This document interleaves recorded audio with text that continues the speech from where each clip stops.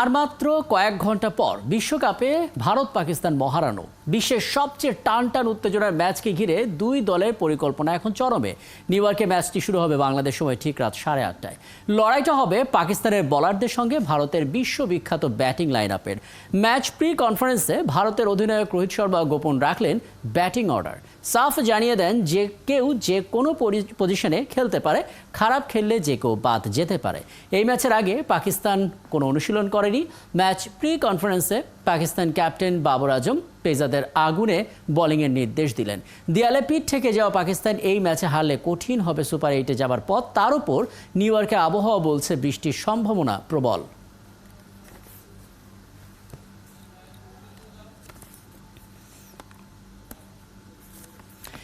আমাদের সঙ্গে এই মুহূর্তে আছেন ক্রিকেট কোচ ও ক্রিকেট বিশ্লেষক নাজমুল আবেদিন ফাহিম। জনাব নাজমুল আবেদিন ফাহিম, আপনাকে আমন্ত্রণ জানাচ্ছি। এবং ক্রিকেটের মধ্যে বৃষ্টি সবসময়ের জন্যই বিরসিক। আমরা আসলে সেই বৃষ্টির অংশটা একটু পরে আসব। তার আগে একটু বলবেন, মানে পাকিস্তানের বোলিং আর ভারতের ব্যাটিং, দুটো দেশের দুটো ডিপার্টমেন্ট বিশ্ববিখ্যাত। এখন টি-20 ম্যাচ, যে কোনো সময় যে কোনো পরিস্থিতিতে যে কিছু হয়ে যেতে পারে। তারপরও আপনি কাকে এগিয়ে রাখবেন আসলে সমীকরণের দিক থেকে? আমরা যদি কাগজে কলমে হিসাব করি, দুই দলের মধ্যে বোধহয় ব্যাটিং বোলিং ফিল্ডিং মিলিয়ে ভারত বোধহয় এগিয়ে থাকবে। কারেন্ট ফর্ম যদি চিন্তা করি বা কারেন্ট সিচুয়েশন যদি চিন্তা করি, ভারত একটা ম্যাচ খেলেছে, জিতেছে। পাকিস্তান একটা ম্যাচ খেলেছে তুলনামূলক দুর্বল দলের সাথে এবং হেরেছে। মানসিক দিক দিয়ে ভারত বোধহয় এগিয়ে থাকবে। যে ভেন্যুতে খেলা হবে সেই ভেন্যুতে ভারত প্র্যাকটিস করছে, প্র্যাকটিস ম্যাচ খেলেছে এবং বিশ্বকাপের একটা ম্যাচ খেলেছে। এবং পাকিস্তানের জন্য এটা কিছুটা নতুন ইভেন্টটা। সো ওই দিক থেকে ভারত কিন্তু এগিয়ে থাকবে। সো এই সব কিছু হিসাব কিন্তু ভারতকে এগিয়ে রাখে। কিন্তু তারপরে বলতে হবে কিন্তু ভারত পাকিস্তান ম্যাচে অনেক হিসাব কিন্তু মেলে না। কিন্তু এখানে কিন্তু কে বিশ্বকাপে কোয়ালিফাই করতে পারবে, কে করতে পারবে না, এই হিসাব কিন্তু মেলে না। ওরা যখন এক হয় খেলতে, কে জিতবে এবং কে হারবে সেটাই সবচেয়ে বড় মুখ্য হয়ে দাঁড়ায়। এরপরে কি হবে আর কি হবে না ওগুলো অনেক পরের ব্যাপার। এবং আমরা দেখতে পাচ্ছি মানে লাখ লাখ টাকার টিকিট বিক্রি হয়েছে, মানে একটা টিকিটের দাম এরকম। মানুষ আসলে দেখার জন্য উন্মুখ, কিন্তু মুশকিল হচ্ছে বৃষ্টি বাগড়া দিতে পারে।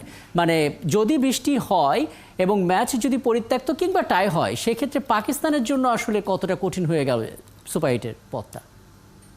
খুবই হতাশাজনক হবে। সেটা হতাশাজনক হবে যে এত বড় একটা ম্যাচ সেটা কেউ দেখতে পাবে না। এটা খুব হতাশাজনক হবে এবং ডেফিনেটলি পাকিস্তানের জন্য ক্ষতিকর হবে। কিন্তু পাকিস্তানের দুটো পয়েন্ট খুব দরকার। কারণ যেটা বললাম যে তুলনামূলক একটা দুর্বল দলের সাথে পয়েন্ট হারিয়ে পাকিস্তান কিন্তু পিছিয়ে পড়েছে।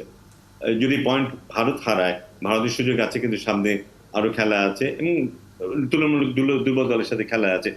হয়তো ভারত একটা ম্যাচ জিতলেই কিন্তু কোয়ালিফাই করে যেতে পারবে পরের রাউন্ডে, যদিও ভারত তারপরেও দুটো ম্যাচ থাকবে।